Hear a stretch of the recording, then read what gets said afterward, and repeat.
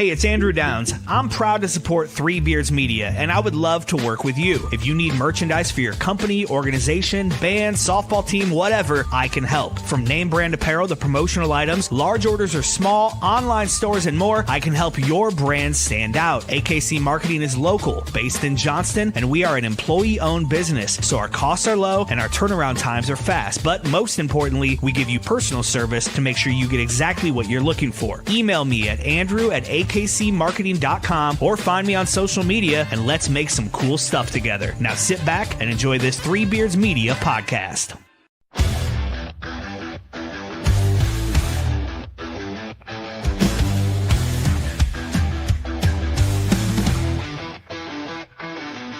Red and gold on the edge of the sky, feel the rumble, hear the battle cry. Out in Ames where the storms ignite, we don't back down, we rise and fight.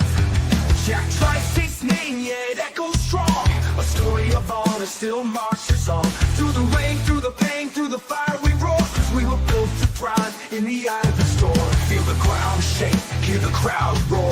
Cyclone power, can't take no more. Legends rise, this is our norm. We'll stand tall in the eye of the storm.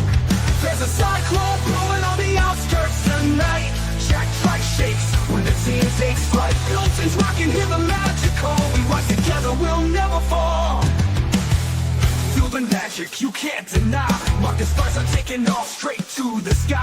Brent, big play, Kirby making history. When the moment gets tough, that's a cyclone way. Through the trenches, through the lane, through the heat, through the rain. When the storm comes blowing, we embrace the fight. 'Cause the cyclones strike when the time is right. Feel the cyclones strike when the time is right. All right, welcome back to the Side of the Storm, where we talk all things cyclones. We are live from the AKC Marketing Studio with Andrew Downs and sponsored by Revelton Distilling Company out of Osceola, Iowa, and Dan Douglas with Green Beret Realty. And I tell you what, with the weather turning nice, this is a great time of year to be out shopping for a home, I tell you that. I'm Dave Larson here with my Storm Team partners and Cyclone Grades, Mr. Vintage, Brent Big Play Curvey, and the legend himself, Marcus Pfizer. Good evening, guys. Good evening. Good evening. What is the weather getting better? 47? Well, Mid mid 50s. like talking to Marcus around this time of year. This is never fun. He just rubbed it in our face, but come time, it's 167 degrees out there, and we Short sleeves, shorts. Hey, we don't have snow, so I'm not complaining. Yeah. Well, not today. It was here 3 days ago, whatever it was.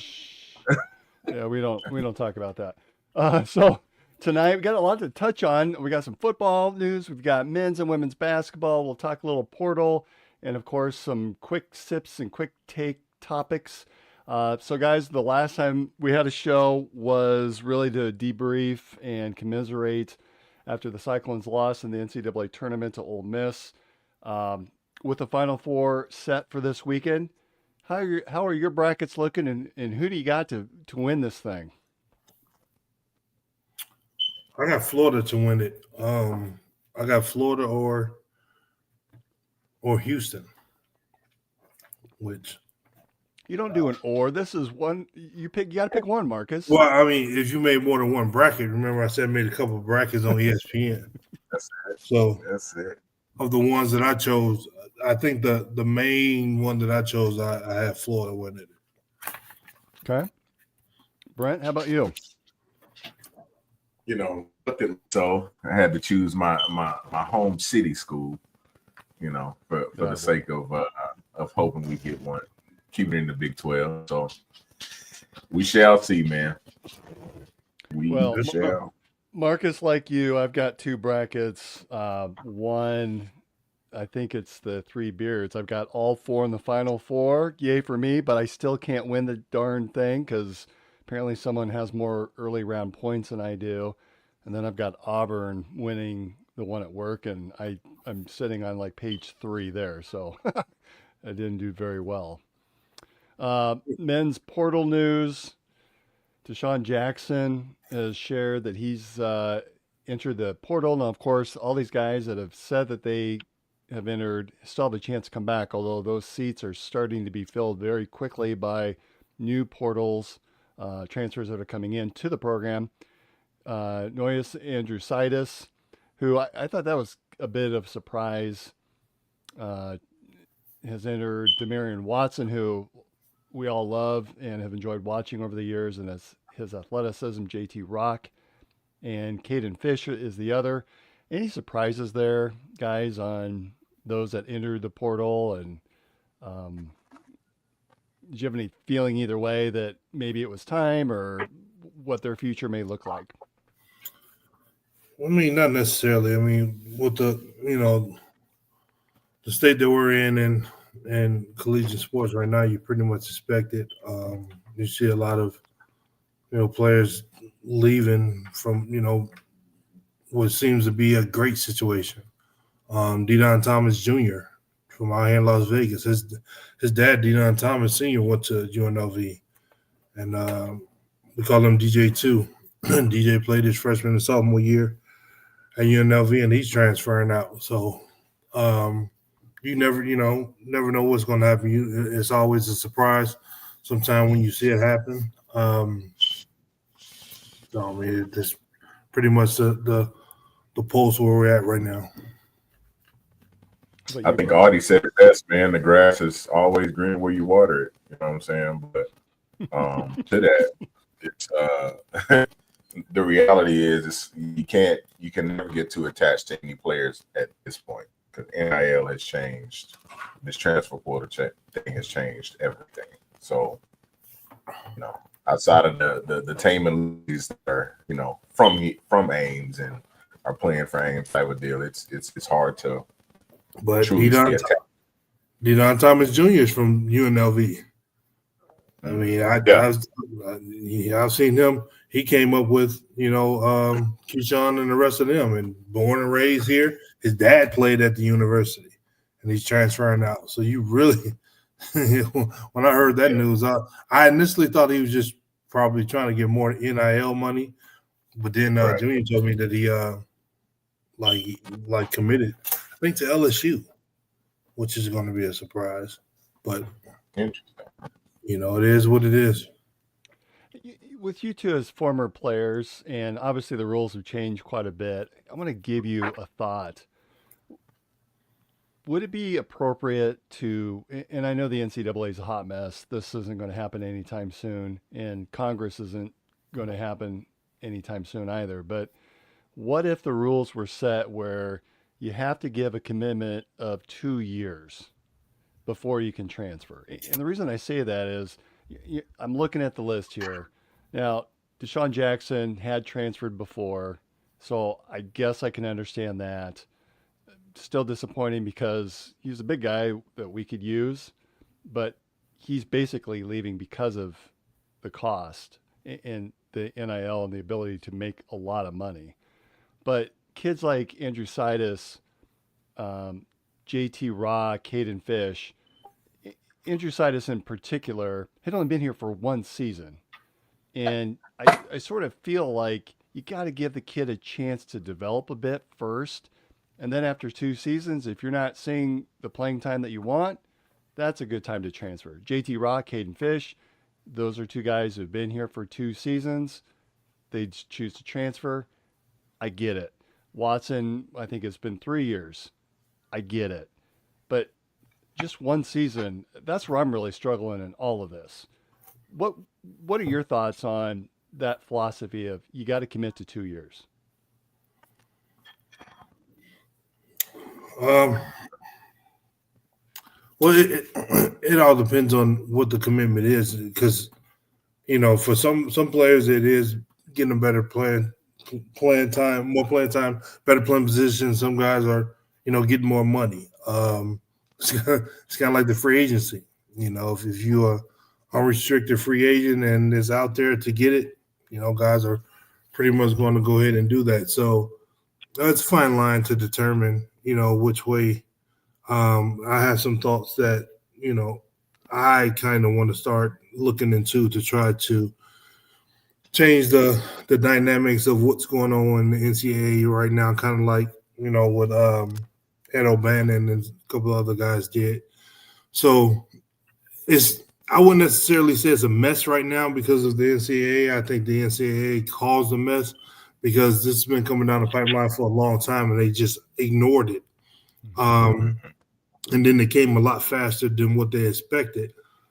And now everybody's starting to see and understand how much money was out there, how much money that they were making. And, it's just, to that point to where you really can't understand what is going to be 1 second to the next because now, the talent, which is the student athletes, they have majority of the leverage. Absolutely. What about you, Bryant? You've got Malachi, who's just starting his career in college. Yeah, I mean, I guess I viewed it, and I think football and basketball are way different, right? I think exposure is different. You can only carry so many on a basketball team, but there's so many guys in football, so you have to be a guy to get paid in football. You know what I mean? That's a valid point, especially if you're on the O line or D line. There's just a difference, right? Right. Yeah. And there's levels to, playing and the type of guys that recruit through from S to Big 12 and all of that stuff. But, I mean, with Malachi going to this isn't a real big money school. So I preach to him development. So it's all dependent on the kid, man. Situations are different. Marcus said, but there needs to be some sort of limitations to it. It's just like any other contract, you know what I mean? But what they really do with these guys, they're signing them for a year. Because I mean, I literally just went through it with Malachi. It's a year, like it's for this school year. So after that, they renew it. So, realistically, they're serving their obligation, and then after that, it's like, well, I don't like it. I just think it kind of hurts some of their stock for some of those kids that don't get any film and don't play to, put themselves in the pro. But then I might have to go down a level or, to a smaller school to put some numbers up and try to get back up at a bigger school. So yeah, that travel is different, but it's so unique now, man. They need to find some way around it. I mean, to protect themselves, but they're year-long contracts. So, you can't fault the kids. I mean, they're literally fulfilling their obligation. So, see what it's I like. think if we had a contract, it'd have to almost be a 2-year, but by the school too, right? Because similarly, while the kids are leaving after a year, the coach could decide, I don't want you here after a year, and so that would increase the need for them to be really good with their recruiting efforts and know the type of guy that they want and to commit to that kid for 2 years. I think the other side of that, the change in the coaching. Mm-hmm. And say, what about changing coaching? All right, that's the other side of the coin where now I'm on a 2-year deal under Coach A, but then Coach A left to go to the NBA. So now I'm under Coach B. Now he doesn't know me. So now I got to be here for another year, and I waited another year eligibility. You know what I mean? Waiting for that. So, yeah. Yeah, I was about to say somebody's at your door there. Yeah, I was about to say the exact same thing. When you think about how the coach like McNeese State had already signed his contract to go to NC State. You think about the kids, they play hard. Some of them could be going with them, some can't be. So you never really know what's really going on. But if the coaches are able to do it, then I wouldn't fault the kids either. Sure. Well, the Cyclones also picked up some players while several are looking to transfer out. Coming in is Blake Buchanan, a 6'11" guy from Virginia. So, Marcus, we know you already love him because you love your big guys. He was a top 100 recruit out of high school. Eric Mulder, who's actually from the Pella area, who's coming in from Purdue Fort Wayne. And then Mason Williams from Eastern Washington. That kid blossomed in a sophomore season at 13.9 points a game. So a little bit of scoring. I think there's been some forecasts that he may come into that Curtis Jones role, although those are awfully big shoes to fill And keep in mind that we've got some pretty dynamic athletes coming in Jamarian Bateman, guard from Milwaukee, who's a top 50 guy, and then Killian Torrey, who's from Brewster Academy, another 4-star top 100 kid. So we've got some studs coming in, and there's a bigger kid from Germany that is expected to be here this summer too. So we've got some our own recruiting class coming in that looks pretty good. Yeah, hopefully he can come in and, pick up where these guys left off, and continue to make the team stronger. The way I don't want to say the way we fizzled towards the end, it was just wasn't the end that I expected. Not even the loss to Ole Miss. I'm just talking about the last couple games before the end of the season. We just really seemed to begin to lose it and really couldn't find that stride that we had early on. I was looking forward to, us being possibly number one in the Big 12. I know Houston was tough, but I thought we had a tougher team than them this year than we had last year. But it just didn't work out that way. Do you grade the season down a bit because of that high season when we hit that high water mark of number 2 in the nation and 14, 15, and 1? After that, really, we were a 500 team on the way out. You're right. The second half of the season did not end well. How would you score this season if you're going to give it a scale A to F?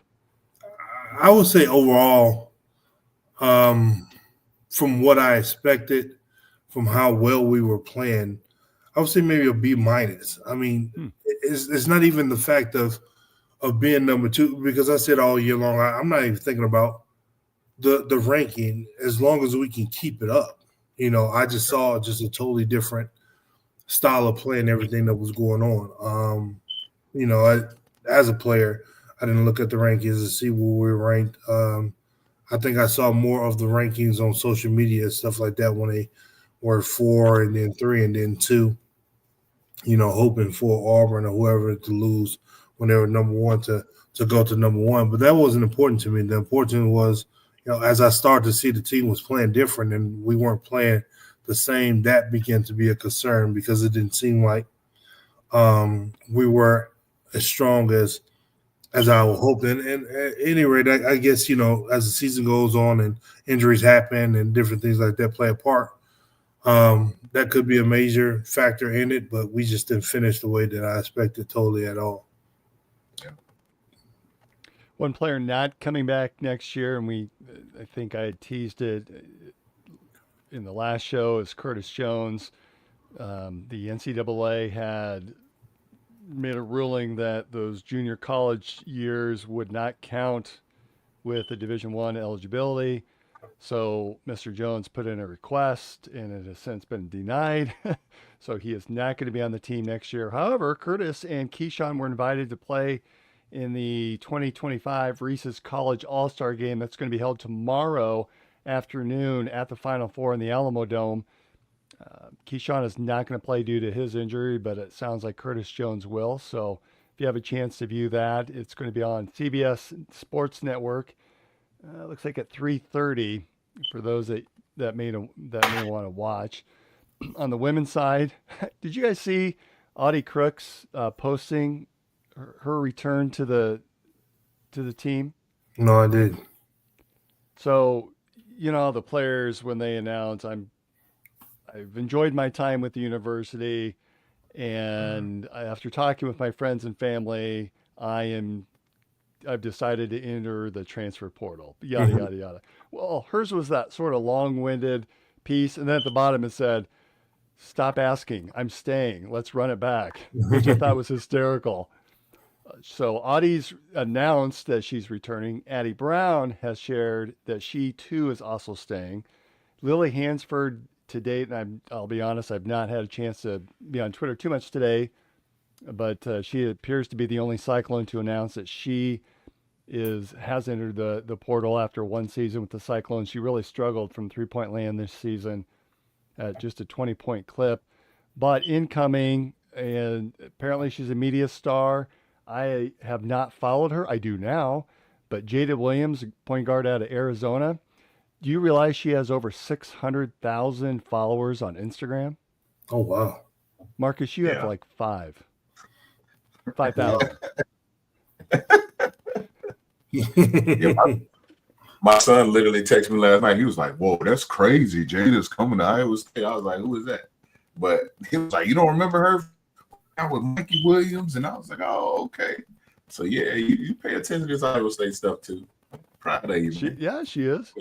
So she's point guard. She'll come in as a junior. Then she's got 2 years left, but she's a scorer. She's a rebounder. She assists. Sounds like a dynamic personality. She was also a McDonald's All-American with Addie Brown. So she's a talented kid. And boy, it seems like Bill Fennelly continues to reload. And you know, I'm looking at the season for next season, the lineup. I don't know how he's going to start all these girls, but Addie, Ariana Jackson, Kenzie Hare will be back after suffering an early season injury. Kelsey Jones, who really came on strong in the second half of the year. We got Sydney Harris back for another season, plus Jada Williams. I mean, that's 7 right there. And then off the bench, we've got Elisa Williams and Lily Talaleo, and we got a couple guards and Ali Tanky, who saw a lot of time this year, and Reagan Wilson. And then they've got the number 2 player coming in from Tennessee. One of the recruits is point guard that should be really dynamic. And they've got a player that's coming in from Denmark that's a scorer. So this appears to be yet another fully loaded team for Coach Fennelly for next season. Yeah, they always, have a knack for getting great talent. I think for them, they felt like they had kind of a down season as well. Yeah. I know for him, he feels that way. So to bring in the talent, I'm sure he's going to find a way to put them together, and they're going to gel well and have a pretty good season. Well, sign me up for another round of season tickets. I think I'm heading back up there next year. Congratulations, by the way, to Ashley Jones. She signed a training camp contract with the Atlanta Dream in the WNBA. She had been playing, I think, last season over in Europe. She saw that first season after she graduated. She was drafted by the Dallas Wings and spent some time bouncing around between there, Phoenix, and Las Vegas. In fact, she has a championship ring with the Aces after they won that season. So hoping she can earn a roster spot with the Dream in Atlanta. Football. Nice. Spring practice started last week. The other day, I saw they've been doing a nice job at interviewing players and some of the coaches. And Brent, you'll probably like this one, but Coach Eli Rashid had talked about his goals of getting 3 deep by fall camp. He really talked a lot about Dominic Orange's leadership and becoming the man for the rest of the players and building up his NFL film. What can you explain to those of us that are listening and watching just the importance of having a guy like Dom Orange in the middle of that, wreaking havoc and causing problems? Yeah, man, he was clearly a tremendous player. So happy to have him back. I really thought we were going to lose him to the draft this year. But he's the heart of that D-line, and so to have a leader like that in your room too, that helps elevate the play up front. So it's good to see that they have him back, and I think having a guy like that up front too allows for greater leadership across the board. So your whole front 7 is going to be solid now because they're moving that big engine up front, and how he goes, I think the front 7 goes. And, we've all seen what he's capable of. So I'm excited to see what's in store. I know they actually sent an email out, so I'm gonna go up to their last practice. They're having a lot of alumni out to check out a spring practice or something like that. So I'm looking forward to getting back to taking the fellas up, man, seeing them move around again. I would love to sneak in as your +1 if you have that chance. Just let me know. Coach Rashid had also talked about some of the early enrollees that had entered, that graduated early and started in the spring semester. Freshman Kamari Moore, Coach Rashida said he's added 15 pounds already, which is phenomenal. And now he's up to 325.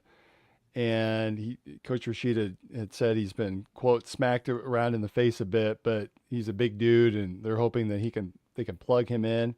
Another freshman, Trey Verdon, who's Malik's brother, appears to be turning some heads and performing well in camp as well. And boy, again, you look at what you said, Brent, having those big guys up front that are pushing, that takes a lot of pressure off of the linebacking core that will come in. They'll have a lot more experience.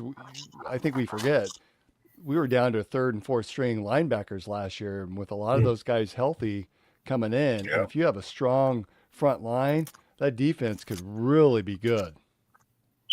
Yeah, I mean, I think he hit the nail on the head trying to get the 3 deep, because if you can rotate guys up front, that changes the entire game, because now the freshmen are tired. So long gone are the days where, we're getting 70, 80 snaps a game. Like back when I was playing, that was ridiculous. Kids are getting, 25, 30 snaps. And that's game changing, because now you feel a lot fresher, a little bit more pop. You go a little bit harder because you're not, taking as many reps. So I think that's why he's really in on, creating that lineup that helps a lot. That changes. Well, and you're also back there stripping balls and running it back for touchdowns, and had to turn around and go back in and play defense too. Yeah. Little different, man. Little different times these days. Yep. There's also a big freshman coming in from Yale that will be here in May that they're high on, but physicality appears to be a focus for the D line. So I think that is going to be fun to see. By the way, did you see Gene Smith? Was he athletic director when you were up there, Brent or Marcus? He was for me. I don't think he was there for Brent. I think he left. You left in 03, right? Yeah. You leaving? Something like that. Maybe might have been my first. I think he maybe left after I left in 2000. Maybe because he went to Arizona State afterwards, didn't he? Yeah. Yep. Yeah. So Gene Smith, I bring him up because he's being inducted into the Iowa State Athletics Hall of Fame this fall. Nice. Nice. Oh, man. Around the NFL, Jake Hummel signs with the Ravens, joining TJ Tampa and Charlie Kolar. So if you're looking for an NFL team, the Ravens is probably it. Kene Nwangwu signed a 1-year agreement, or re-signed a 1-year contract with the Jets. We've talked about this before, but we're still waiting for Brock Purdy to sign with the 49ers. I hate seeing some of the things that are out there in social media about, well, just go ahead and trade him and let him sign with someone else, start over, draft a quarterback. I don't think we're going to see anything until after the draft in terms of signing Brock. Well, that's going to make it worse on them. Yeah. Mm-hmm. Pulling that Jerry Jones approach. That's it. Longer they wait. I mean, Brock's right. Don't need time. Like, pay that man. Don't shortchange the kid. So. What Jerry said, I rather wait and to get it right and pay a little more. I was like, man, stop it. Yeah, he's been right all these years too, huh? So I don't think he's been right since we left. Draft is April 27th at Lambeau Field. That should be fun to watch. Do you guys watch the UFL and the St. Louis Battlehawks? No, I peeped. I peeped a little bit of it. Saw Harvey and Rose. Yeah. I saw Harvey and Rose, and actually, as soon as I cut it on, Harvey and Rose had combined for a tackle. I forgot. Yeah, the Battlehawks are like the Cyclones. I mean, they've got Rocco's dad, right, as coach. They got Seneca Wallace as quarterback coach. You got Mike Rose. You've got Willie Harvey, both at linebacker. Hakeem Butler at receiver. Yeah. And Chase Allen is at tight end. Oh, yeah, right. He's a tight end. I forgot. Yeah. Where are they out of? St. Louis. St. Louis. I think they play in the Dome, don't they? In the old Edward Jones or whatever it's called down there. That I don't know. I don't know. I think I might get down there this season to watch a game. They are a fun team to watch, and they're good. They rocked that first game. I think it was like 31-8 or something goofy like that. But they look really strong. Yeah, they do. Definitely one of the good teams in the UFL. All right, I want to take a quick timeout. I've got some notes I want to cover, including that Dennis Dodd article from it's probably now a month, 3 weeks ago, and then got some hot topics to talk through, including a little discussion about sausage. Making great tasting bourbon requires the perfect combination of ingredients, conditions, and time. The longer it rests, the better it tastes. Revelton Distillery's new single barrel bourbon is made from 80% corn, sourced 100% from Iowa farmers. And unlike mass-produced bourbons, each barrel of Revelton's single barrel bourbon is unique, proofed on when it tastes best. As they like to say, it'll be ready when it's ready. And to ensure the highest standards of quality and flavor, owners Rob and Christy Taylor oversee the production and bottling. Every single barrel. Iowa born, Iowa aged, Iowa bottled. Try the new single barrel bourbon from Iowa's own Revelton Distillery. ReveltonDistillery.com.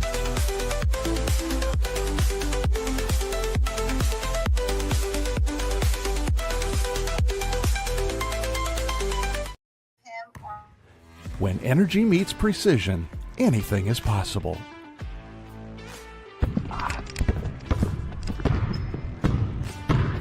I'm Carter Hawley, the Chief Energy Officer of the Iowa State Cyclones. I'm full of energy on and off the court, but nothing gives me more energy than helping families find their dream home. And that's where Green Beret Realty comes in. They're more than just realtors. They're a team dedicated to getting things right for you and your family, just like we get it right on the court. Sometimes it takes a team to get the call right. And when you're buying a home, you want a team that makes all the right calls. That is Green Beret Realty. And here's the best part. When you buy or sell a home through Dan at Green Beret Realty and mention this ad, he'll make a donation to the We Will Collective, helping student athletes like me thrive on and off the court.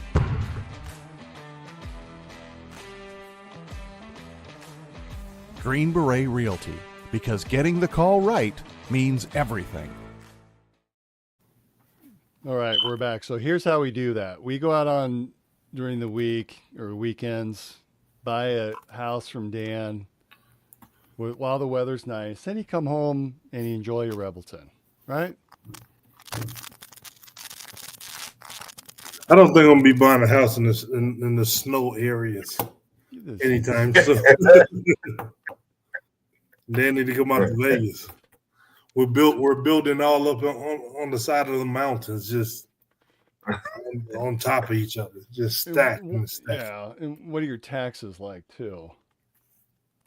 Taxes not up there is worse.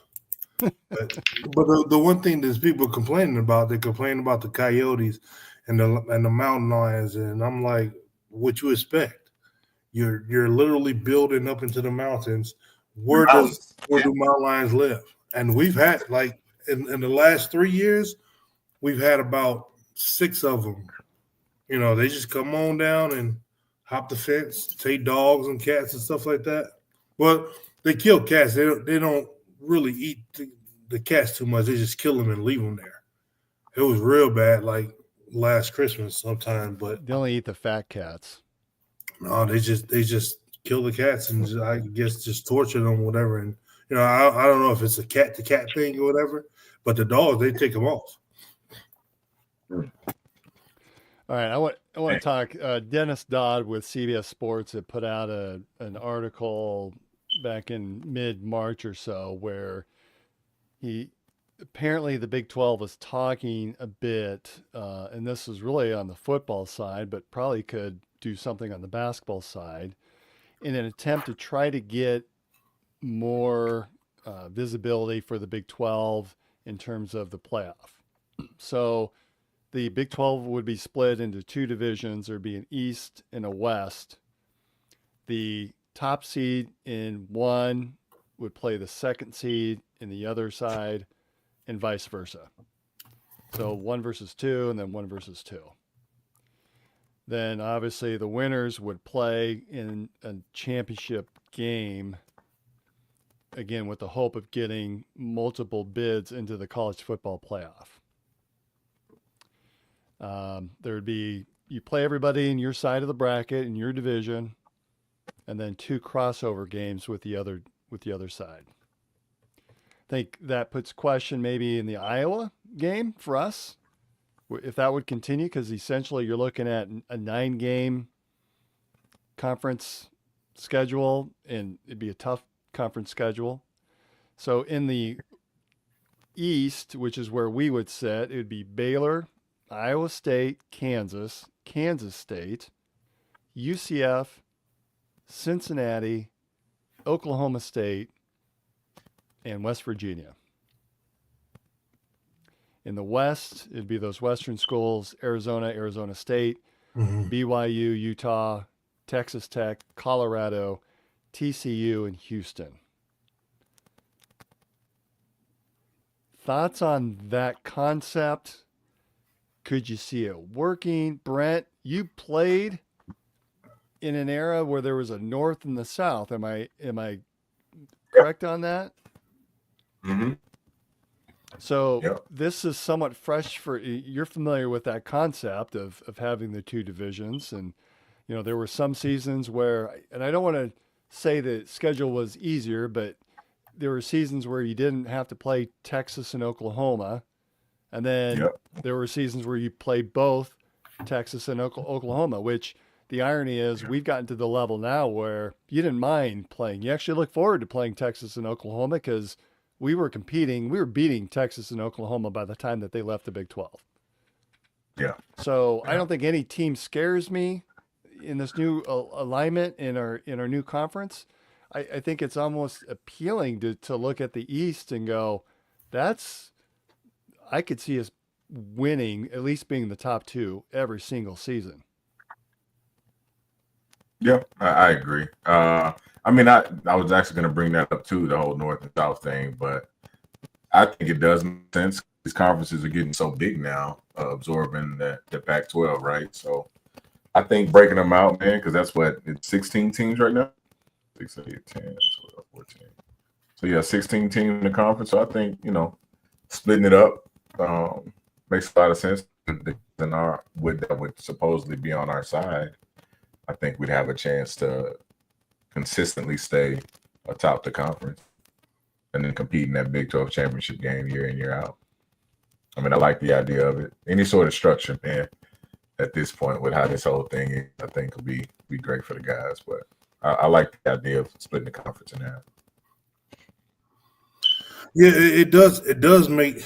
You said you want to make the season seem like one was easier than the other, but sometimes it does. I mean, because if you playing one game, you know, on the road versus at home, and that's on the one time you see that team for that year, you know, it is really going to make a difference. Like I said, I never won in Oklahoma State, which was, you know, a hard team to beat. I played there once, but beat them twice at home and lost them in Oklahoma. So it does play, you know, a key role to running into, you know, like a Texas or Oklahoma or, you know, those type teams or whatever on the road versus at home. Yeah. We play, I think when I was playing, Texas and Oklahoma were a part of the South that we would have. Mm-hmm. And then I offset that with Baylor and Texas Tech maybe. If I'm not mistaken, but It's A&M, was it? Oh, A&M. Yeah, you're right. Yep. It was A&M. Yeah, so I remember kind of flip-flopping, but we'd always have Texas and Oklahoma. Those are 2. Obviously, back then, it was a little different. So we were like, well, you know, it's going to be 2 tough ones. And, you know, we'll get one of those one year and the next year we're there. But, you know, those were the days when we, you know, stayed on kind of our side of the conference. We did a whole lot better. I'll just say that in the North. So with Kansas, Colorado, you know what I'm saying? Those school, K-State, we had a lot better faring than we did when Texas and OU was in our conference. So. Well, and remember last season it was sort of a cluster at the top between Arizona State, Iowa State, BYU, and Colorado in this alignment. Now, obviously the schedule would have looked different, but there's only 2 spots on that West. It can't, between Arizona State, BYU, and Colorado, only 2 of those would have continued on. And I think if I remember right, I have to go back and read the article, that those top 2 teams would play the other top 2 teams, and then they would reshuffle the bottom 6 from a scheduling perspective to be able to continue the season for them, so they could each have another game, I think. Interesting concept nonetheless. Yeah, they got enough money to do the travel.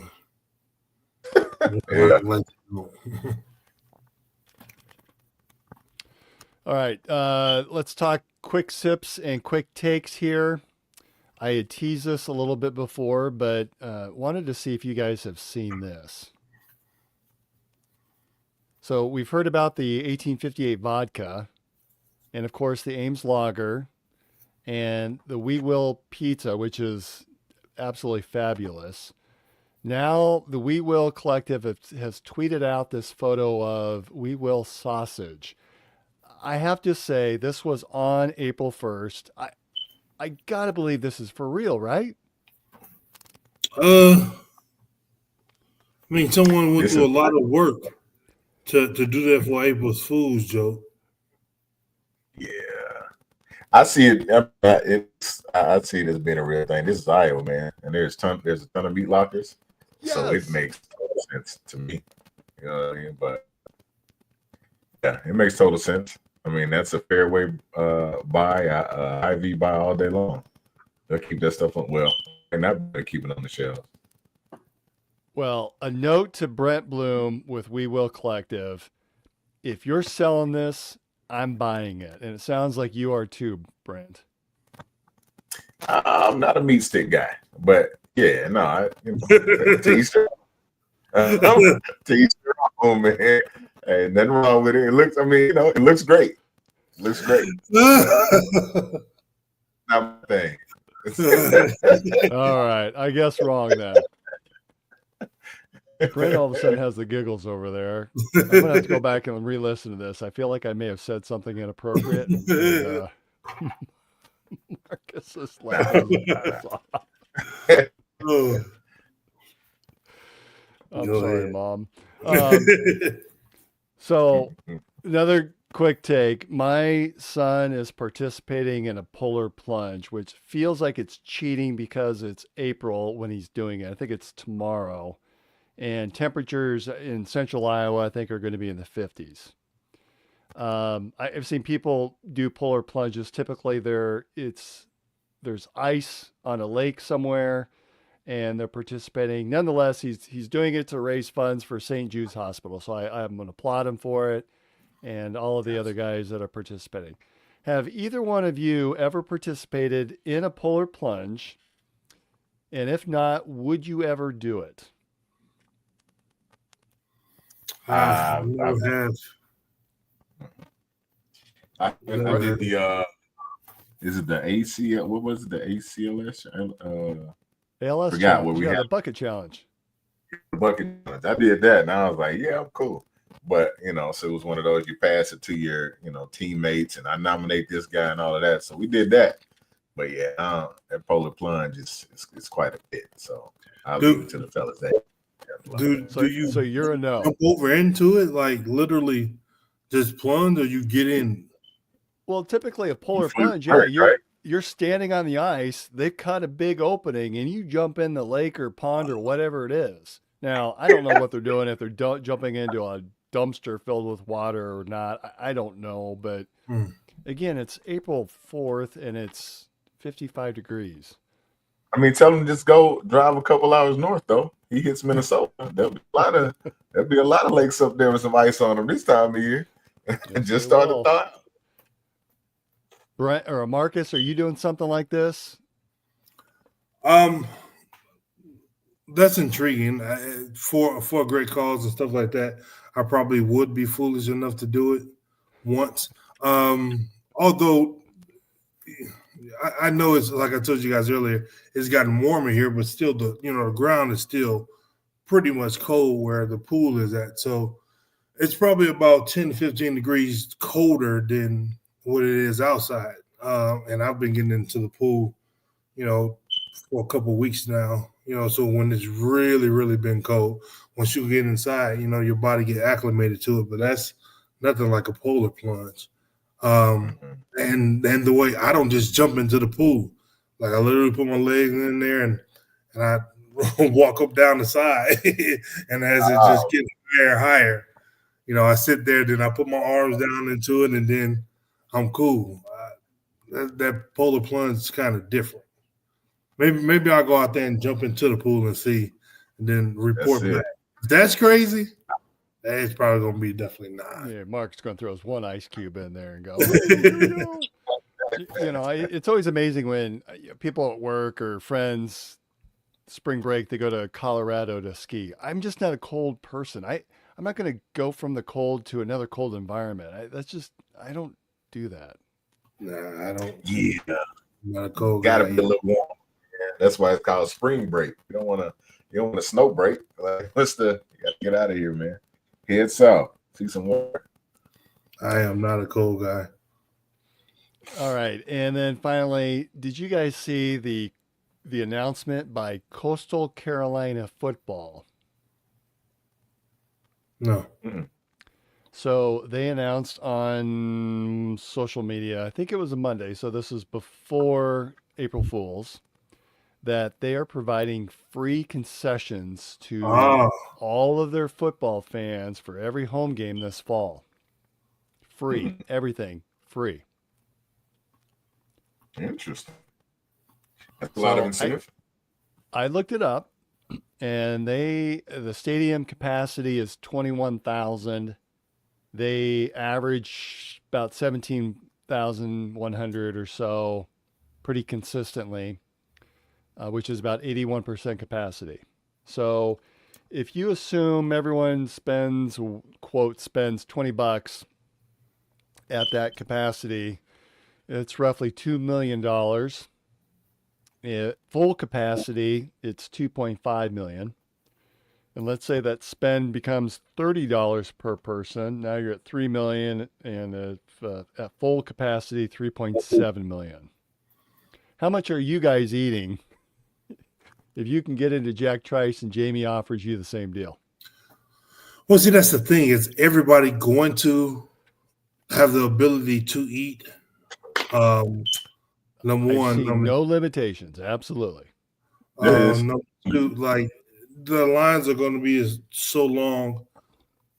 Are people going to wait around? Are they going to do that? Like I saw that. I saw that on TV, and I thought it was April Fool's joke too. I mean, I guess we'll see how it works out. I remember the last time something like that happened, and is when BMW was doing the full maintenance on their vehicles, the brakes and everything like that. That lasted about 6 months. Because the brake job, we had an X5 at the time. The brake job on the BMW, $7,000-8,000. It was like, nah, we're gonna get away from that one. And so we're gonna see with this concession. So is this something your dealership was doing? No. This is before I stopped playing.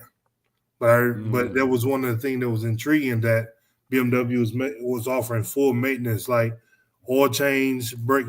Brakes are never within the maintenance package that you can, get in finance and all of that. And that was like in 2012, 2013. And then literally before the end of the year, they scrapped that. So we're going to see before the end of the season, they're going to scrap that. Well, I'll be curious. Surely you make it up in higher ticket prices, though, right?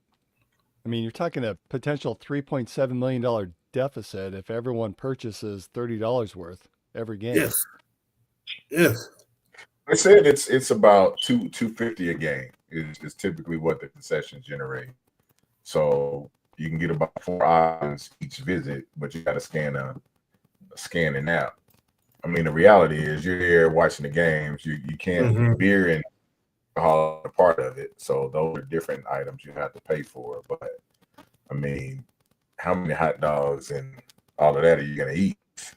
You're probably, like Marcus said, with the lines being that long because it's free. Once you get up to that for that first round of 4, it'll probably be tough for you to get back out there and grab your next 4 items. You know what I'm saying? And finish them before the game is over.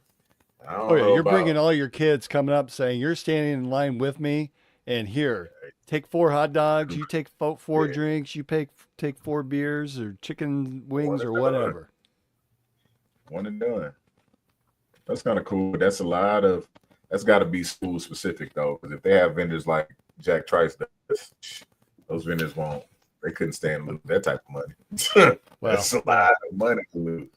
That is a lot of money. Yeah. Same time, aren't you making things up well in advance and just setting it out on display? Say, here, just take it. I mean, there's no sense in getting too many vendors or carnies to work it. Just leave it all out and let people take it. How many business decisions about that all the time? First thing, how long is that line? Is the line long? I'm not moving. Not doing it. That's it. That's it. Well, I almost want to go to their first home game just to see what happens. It could be kind of fun. Well, and it's small enough seating. We're talking a third of the capacity as Jack Trice. At first I wondered, well, okay, how bad is the fan base? Do you not have anybody coming that you need to draw in all these people? I don't understand when you already have 81% capacity, why you're giving away something. That seems a little counterintuitive. So I'm curious the reasoning behind it and what that's going to do for attendance. Surely they're going to have 100% now. Oh yeah. Well, I mean, they're only giving away easy stuff. They're still making you pay for some stuff though. So the beers and the alcohol, you got to think about it. If I'll give up a couple hot dogs for what's the beers, like $10 for maybe you go like $10 beer to $20 beer. I mean, that'll at least feed those guys. Offset. To be. All right, guys. So we're planning to have another show next week, but rather going on the typical summer hiatus. I think we're looking at a bi-weekly schedule. So for those of you who are watching or listening, we will be back next week and then go every other week thereafter. The shows may look a little bit different. We may have some guests on. Really want to look at some different focus type of pods. I know we've talked over the years that maybe we have just sessions on different stories that you guys have of games that you remember, of certain incidents that have happened. Maybe we call it Summer Story Series or something like that.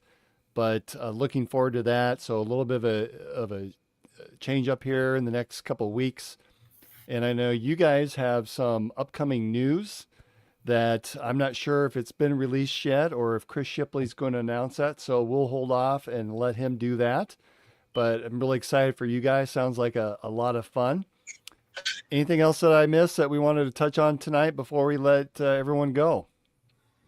No, hopefully I'm going to talk to you guys when we get off here. Hopefully what we talk about is something we can share in the future if it works out. Like I said, the whole thing about the NCAA that I'm thinking about, trying to go at them and see if we can challenge a few things. So I know Ed O'Bannon lives here in Las Vegas. I hadn't seen him in a couple of years, so I'm going to see if I can reach out to him and get some more information from him. I'm writing this down right now. And I think I also had a note that you're going to talk about the time that you hit your shoulder on the rim that the rest of us were shaking our heads at. Yeah, that was the shoulder. It was in them early 20s. Early 20s. Man, I don't think I can even grab the rim no more. It ain't the jumping I'm worried about. It's the coming down. The landing, yeah, that's always it. That's the landing. You put that what is it? The LS4 into that vehicle that come out of Chevy. Don't put no Brembo brakes on it. One way or the other, you're gonna be in trouble. It's something only the rest of us could dream about, Marcus. Oh man, that's a while ago. Maybe one day. Again. All right, so there's that we're going to talk about, and who knows? Birthday or Maybe something. what's that? I said Marcus got to do a dunk for his birthday or something. Shit. He's like, I'll shoot a 3. I'm sure we'll have some training camp experiences that you guys have been through, and just stories around the locker room I want to hear. Heck, maybe we talk a little bit about our favorite shows and movies and some of that kind of thing, and give a little bit more insight into your lives. And Brent, you're always available there at Coach's Kolaches, so I would encourage everyone to stop in there. You got any meat or smoke specials coming up? oh man, we'll be smoking every other week. It's really this month. So I did the first one this past weekend, but we'll pop back out for Easter weekend. So I'll be smoking some meats and doing some meats per pound then. But in May we'll be ramping up, doing it more frequently, man. So we'll probably get to every weekend, but keep this baby moving. And those are pretty popular. You got to put in an advance notice or order on those, correct? Yes, more so for me. So I'm not, over smoking or under smoking. You know what I mean? Because one thing I hate to do is run out, especially when it comes to barbecue stuff. But planning ahead, man. Proper preparation. That's We'll it. just get those We Will sausage sticks and hand those out then. Yeah. Put them in the cooler right up front. We'll make that work. Why not? All right. Thanks, everyone, for joining us for another episode of In the Side of the Storm. Again, it's just a privilege to be here with you fellas. And please, again, remember our sponsors who've been so good to us. Again, Revelton Distilling and Green Beret Realty. And, of course, our studio sponsor, Andrew Downs and AKC Marketing. So good night, everyone. And we'll see you on our next episode next week. Go Cyclones.